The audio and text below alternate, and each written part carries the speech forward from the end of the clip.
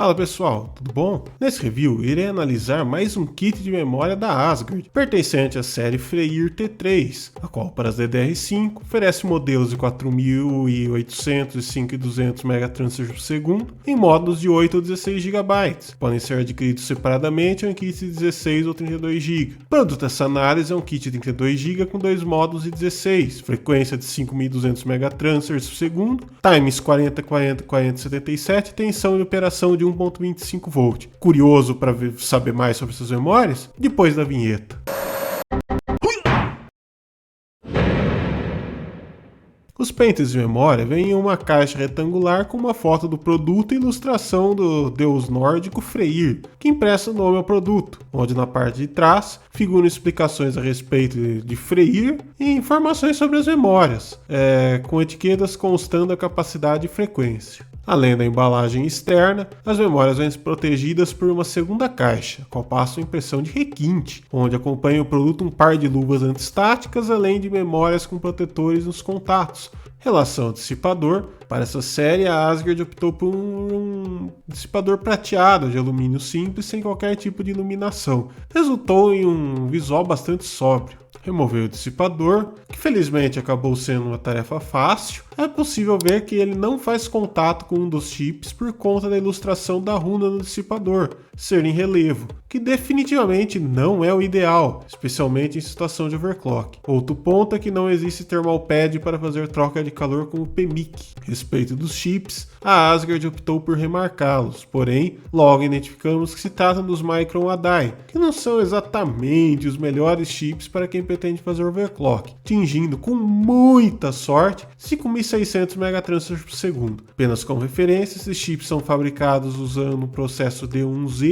e possuem die size de 62,26 mm². Outro ponto a se observar é que o kit 2.8 GB da Asgard que testamos anteriormente é equipado com chips Samsung BDI, que são dramaticamente superiores aos Micron no que diz respeito à capacidade de overclock e os times. Aliás, as especificações XMP também diferem, 40-40-40-77 nesse kit de 32 GB e 36-36-36-77 no de 16, não existindo garantia alguma em relação aos chips utilizados, existindo relatos recentes de gente que comprou ali o kit de 16 GB e recebeu CL40 em vez de 36. Como já explicamos em outras oportunidades, com as DDR5, o conversor DC-DC responsável por alimentar as memórias foi deslocado do PCB da placa-mãe para o próprio módulo de memória, onde o intuito é ganhar na eficiência e minimizar perdas, colocando o conversor mais perto possível da carga.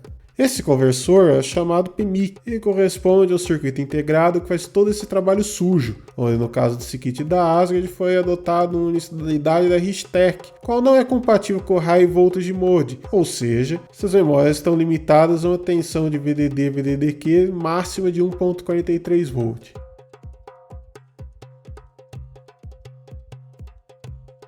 O objetivo dos testes é descobrir qual o limite para o uso diário das Asgard Freyr T3 usando o Ryzen 7 7700X. Para facilitar a compreensão dos resultados, eles foram separados em dois grupos. O primeiro grupo é o XMP, que trata-se ali do máximo possível de se obter carregando apenas o perfil XMP e subindo clock tensão, parando nos 6.400 MHz, que é ali o limite máximo estável para esse exemplar de Ryzen 7 7700X. Claro, isso se a memória que estiver sendo testada conseguir chegar lá. A vantagem dessa abordagem é que ela é extremamente simples e não demanda nenhum ajuste do usuário no que diz respeito aos times. Entretanto, você paga o preço da simplicidade com menor desempenho. Afinal, os ajustes são feitos automaticamente pela placa-mãe e podem ser bastante relaxados. O segundo grupo já é com ajuste fino, onde são feitos ajustes manuais em todos os times possíveis, visando obter o melhor resultado possível para a viabilidade do uso diário, novamente limitado aos 6.400 MHz por conta da CPU. Nos casos 1 e 2 foram utilizados o TM5012 com o perfil do 1 Usmus para verificar a estabilidade,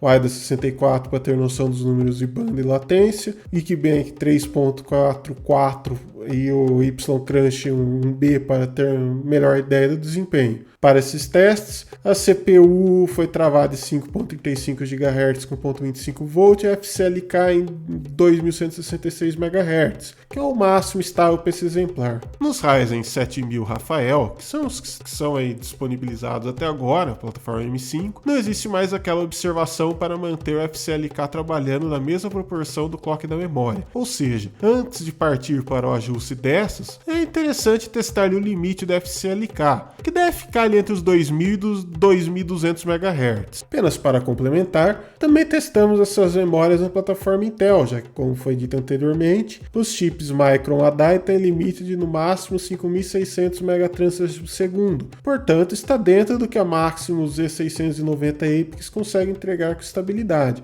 Lembrando que essa placa é daquelas fabricadas no final de 2021, do lote que apresenta problemas com frequências mais elevadas nas memórias. Primeiro, na plataforma AMD, com a abordagem XMP, foi possível obter estabilidade UTM5 com DDR55400 usando tensão de VDD/VDDQ de 1.3 V, que não parece ser lá grande coisa, mas está dentro dos limites para esses chips. E inclusive foi superior a um outro kit Micron ADAI que testamos, né? Agora, com os ajustes finos, foi possível melhorar vários timings relevantes para o desempenho, trazendo alguns ganhos em relação ao XMP. Porém, sem melhorias nas frequências, que ficou ali nos 5.400 megatransfers por segundo mesmo. Os maiores ganhos vieram pelo TRFI em 65535, TRFC e times primários um pouco mais apertados. Já na plataforma Intel, o limite de frequência foi o mesmo, e também foi possível melhorar bastante os times originais. Só que, curiosamente, foi necessário aplicar 1.375 V no VDD e no VDDQ para obter estabilidade dessa condição, quando na AMD 1.3 V e 1.32 respectivamente já resolveram. Sobre a temperatura e consumo, a novidade bem-vinda nos DDR5 é a inclusão de um sensor de temperatura nos módulos, onde eles estão posicionados próximo ao PMIC, que significa que a tarefa de verificar se o teste de estabilidade está falhando por conta da temperatura ficou muito mais simples. A Freyr T3 apresentou temperatura máxima de 51,3 graus Celsius, com a temperatura ambiente de 29,6, ao fim de meia hora de teste de estresse no TM5 usando o perfil do ANTA 777 Extreme, na bancada Intel, com overclock e sem uma ventoinha soprando diretamente sobre as memórias, não apresentando instabilidade ou erros por conta da temperatura no final desse teste, que é uma ótima notícia se considerarmos que um dos chips e o próprio PMIC não fazem nem contato com o dissipador. Agora, nos benchmarks, vocês podem ver aí os resultados de leitura, escrita, cópia e latência do AIDA, subteste de memória do GB3 e o Y-Cruncher, que foi integrado aí a suíte de testes de memória por conta dele ser muito sensível ao desempenho do subsistema de memória e também exigir bastante estabilidade, né? Lembrando que todos esses resultados passaram o teste de estabilidade TM5012V3 e ao menos especificamente para essas amostras representa algo que pode ser usado diariamente. Concluindo então, o kit Asgard Freyr T3 5200 CL40 e 32 GB apresentou boa compatibilidade com ambas as plataformas, funcionando normalmente com o XMP. Ao se fazer overclock com o ajuste XMP, foi possível obter estabilidade em DDR55400 apenas aumentando a tensão das memórias para 1.3 V, que está dentro do esperado para os chips Micron ADAI. É necessário ressaltar que já testamos anteriormente um kit 2.8 GB DDR55200 do mesmo fabricante, e ele veio equipado no chip Samsung, ou seja, para essa série, a Asgard envia os kits com chips sortidos. Já com o ajuste manual, foi possível obter os mesmos 5.400 MHz, só que com